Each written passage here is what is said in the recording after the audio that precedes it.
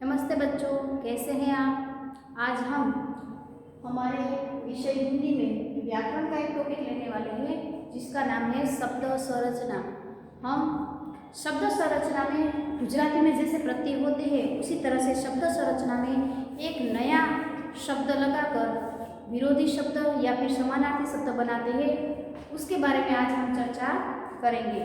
तो यहाँ पर शब्द संरचना में भाषा में एक शब्द से दूसरा शब्द बनाने की प्रक्रिया को शब्द संरचना कहते हैं। देखिए, एक शब्द से दूसरा शब्द बनाने की जो रचना होती है उसे क्या कहते हैं, तो कि शब्द संरचना कहा जाता है।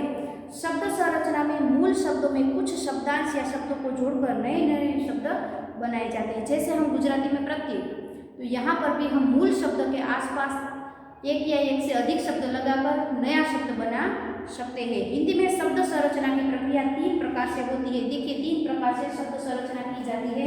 एक है उपसर्ग द्वारा, उपसर्ग के द्वारा, दूसरा है प्रत्यय और तीसरा है समास, समास या फिर संधि के द्वारा, संधि के द्वारा।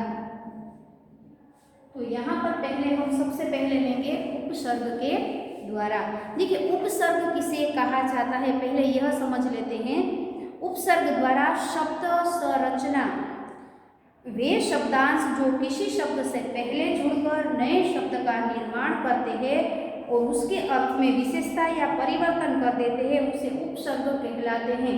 देखिए, उपसर्ग का अर्थ होता है जो मूल शब्द है उससे आगे आगे जो हम नया शब्द जोड़ते हैं उससे जो शब्द बनता है उसे कहा जाता है उपसर्ग। जैसे यहाँ पर आप देखिए, देश, एक शब्द ऐसा है देश।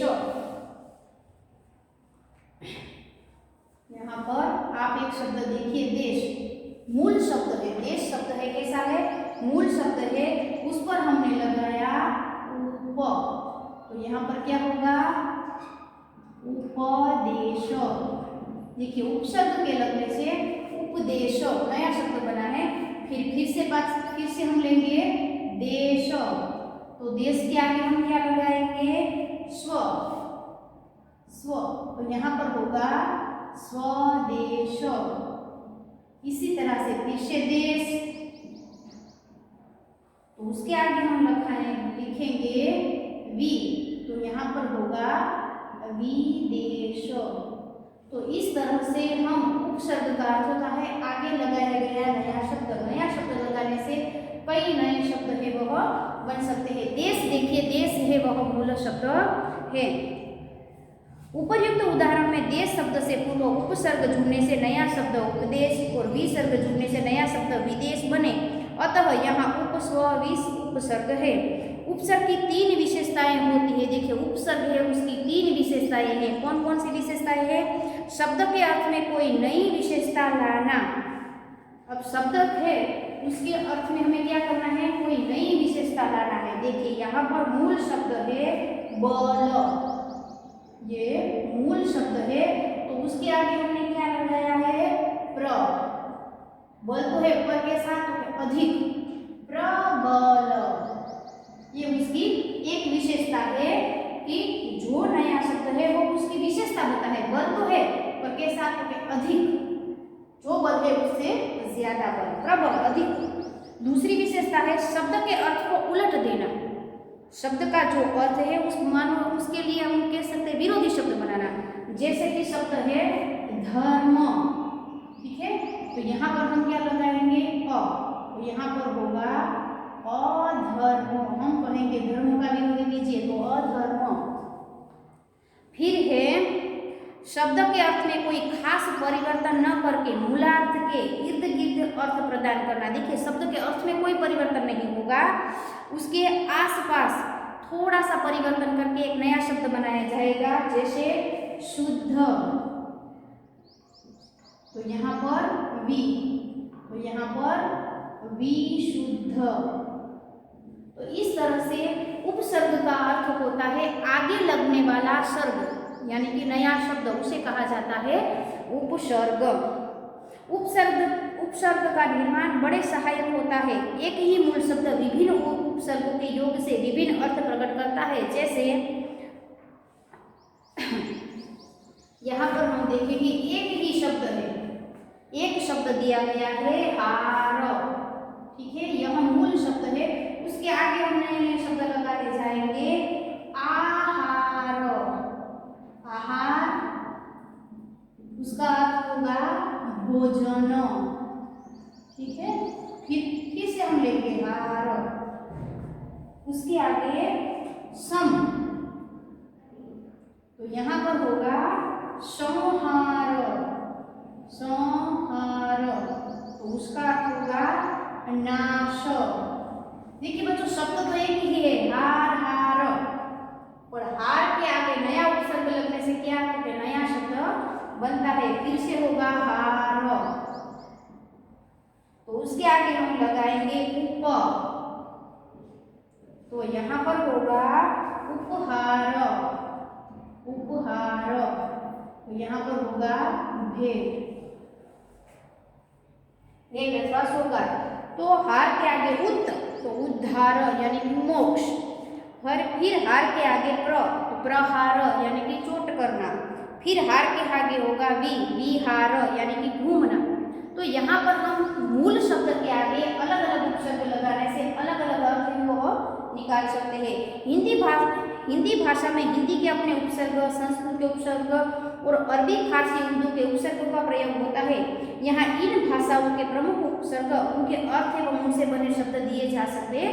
देखिए बच्चों अब आपको क्या करना है, यहाँ पर आप देखिए आपकी पाठ्य पुस्तक है, यहाँ पर हमें दिया गया है पहले है हिंदी के उपसर्ग, फिर है संस्कृत के उपसर्ग, और बाद में दिए गए हैं अरबी, फारसी और उर्दू के। ये सारे के सारे पुस्तक है वो आपको पढ़ लेने हैं, क्योंकि इतने सारे उपसर्ग है। यदि हम इन उपसर्गों को करना चाहे तो 5 या 6 वीडियो बने तब भी ये पूरे नहीं होंगे। तो उसके बाद क्या आता है, तो उसके बाद दूसरा टॉपिक है, हमने उपसर्ग देखा। देखिए उपसर्ग का अर्थ होता है आगे लगने वाला सर्ग, आगे लगने वाला शब्द, उसे कहते हैं उपसर्ग। अब हम हमारा दूसरा टॉपिक लेंगे। दूसरा टॉपिक क्या है हमारा, तो दूसरा टॉपिक है हमारा प्रत्यय द्वारा संरचना। यहाँ पर आप देखिए प्रत्यय द्वारा संरचना,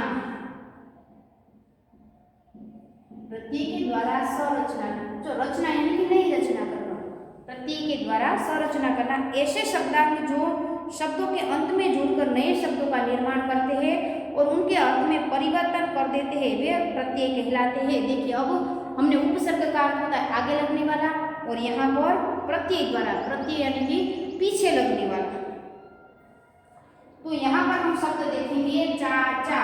देखिए ये मूल शब्द है चाचा, तो उस पर क्या लगा ई, तो यहाँ पर होगा चाची ई। फिर है लड़, तो लड़ है वो क्या है मूल शब्द, तो उस पर क्या लगा आई, तो यहाँ पर होगा लड़ाई, लड़ाई। फिर तीसरा शब्द है द बता या, दया बता आलू, तो यहाँ पर होगा दयालु।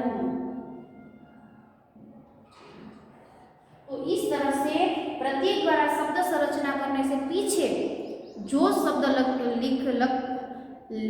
शब्द है वो लगाए जाते हैं, उसके द्वारा जो शब्द बनता है उसे कहते हैं प्रत्यय द्वारा शब्द संरचना। प्रत्यय के भेद, प्रत्यय के मुख्य रूप से 2 भेद किए जा सकते हैं, कृत प्रत्यय और तद्धित प्रत्यय। अब इन प्रत्ययों के बारे में समझेंगे। देखिए इसके भी 2 प्रकार दिए गए हैं। पहला है कृत प्रत्यय और तद्धित प्रत्यय। तो पहला है कृत प्रत्यय, जो प्रत्यय क्रिया धातु के रूप के पीछे जुड़कर नए शब्दों का निर्माण करते हैं उन्हें कहते हैं कृत प्रत्यय। और हिंदी में मुख्य रूप से कर्तुवाचक, कर्मवाचक, करणवाचक, भाववाचक और क्रियावाचक कृत प्रत्ययों का प्रयोग किया जाता है। देखिए पहले आप इन सारी चीजों को समझ लीजिए। कर्तुवाचक, कर्तुवाचक अर्थ होता है कर्ता का, जो कर्ता का बोध कराता हो उन्हें कर्तुवाचक कृत प्रत्यय कहते हैं। फिर दूसरा है कर्मवाचक, जिस प्रत्यय में कर्म का बोध कराने का बोध हो उसे कहते हैं कर्मवाचक प्रत्यय। फिर तीसरा है करणवाचक, यानी कि हम जो क्रिया करते हैं उसके साधन के रूप में जिस प्रत्यय का बोध होता है उसे कहते हैं करणवाचक। फिर तीसरा है भाववाचक। तो भाववाचक में है जिन प्रत्ययों से भाववाचक संज्ञाएं बनती है उसे कहते हैं। जैसे भाव है उसका अर्थ होता है हमारे मुंह पर या हम बोलचाल में जो भाव प्रकट करते हैं उससे बनता है भाववाचक प्रत्यय। फिर दिया गया है क्रियावाचक प्रत्यय। क्रियावाचक जिन प्रत्ययों के योग से क्रिया विशेषण, क्रिया की विशेषता, अवयव तथा विशेष प्रकार के क्रिया शब्दों का निर्माण होता है उन्हें क्रियावाचक कृत प्रत्यय कहते हैं। जैसे चलना, खाता, पीता, लिखता, यह क्रियावाचक कृत प्रत्यय है। फिर है तद्धित। अब देखिए दूसरा प्रत्यय हमारे यहाँ प्रत्यय द्वारा संरचना है। प्रत्यय का दो प्रकार है, एक हमने देखा, अब दूसरा है तद्धित प्रत्यय। जो प्रत्यय संज्ञा, सर्वनाम, विशेषण अथवा अव्यय के अंत में लगकर नए शब्दों का निर्माण करते हैं उन्हें तद्धित प्रत्यय कहते हैं। जैसे स्त्रीलिंगवाचक तद्धित प्रत्यय, जैसे कि चाचा, तो हमने यहाँ पर ही लगाई तो चाची। फिर कर्तुवाचक तद्धित प्रत्यय, जिस तद्धित प्रत्ययों के योग से किसी कार्य के करने वाले का बोध हो। ठीक है, यहाँ पर भी कर्ता की प्रधानता है। जैसे कि जादू, पीछे लगेगा गर तो जादूगर। पछी दुकान तो उसके पीछे लगेगा वाला, दुकान वाला। तो इस तरह से कर्तुवाचक। फिर है स्थानवाचक। स्थानवाचक में जिन तद्धित प्रत्ययों से स्थान का बोध हो उन्हें स्थानवाचक तद्धित प्रत्यय कहते हैं। जैसे जयपुर तो उस पे लगाएंगे इया, जयपुरिया। फिर मुंबई उसमें भी लगाएंगे इया, मुंबईया। फिर दिल्ली उस पे लगाएंगे वाला, दिल्ली वाला। मथुरा, मथुरा वाला। ई बंगाली, गुजरात, ई गुजराती। तो इस तरह से अलग अलग प्रत्यय रखिए। चौथा है गुणवाचक तद्धित प्रत्यय। तो उसमें गुण दिखाए जाते हैं। जिन तद्धित प्रत्ययों से किसी वस्तु या प्राणी या व्यक्ति के गुण या विशेषता का बोध हो उसे कहते हैं गुणवाचक। जैसे प्यास तो आ प्यासा, ठंड आ तो ठंडा। फिर लू दयालु, श्रद्धा श्रद्धालु। फिर गुणवती, गुणवती, बल बलवती। तो इस तरह से गुणवाचक। फिर है भाववाचक। भाववाचक में जिन तद्धित प्रत्ययों से योग से भाववाचक संज्ञाओं का निर्माण होता है उन्हें भाववाचक कहते हैं। जैसे कि बूढ़ा, आपा तो बुढ़ापा। पछी काला, ईमा, कालीमा, लालीमा। पछी चिकना, आहट, चिकनाहट। कड़ुआ, कड़ुआहट। फिर छठा है बहुवचनवाचक। एक वचन से बहुवचनवाचक तद्धित प्रत्यय। जिन तद्धित प्रत्ययों से योग से बहुवचनवाची शब्दों का निर्माण होता है उन्हें बहुवचनवाचक तद्धित प्रत्यय कहा जाता है। जैसे ए कन्या, ए जो कन्या, एक कन्याएं, कई सारी कन्याएं। फिर चिड़िया, इसमें या प्रत्यय, चिड़ियाए, गुड़िया, गुड़िया। पछी नदी, उसमें इया, नदिया। फिर से संबंधवाचक तद्धित प्रत्यय। जिन तद्धित प्रत्ययों से किसी संबंधवाची शब्द का निर्माण होता है उन्हें संबंधवाचक तद्धित प्रत्यय कहते हैं। जैसे मामा, एरा, माँ मेरा। मोसा, मोसेरा।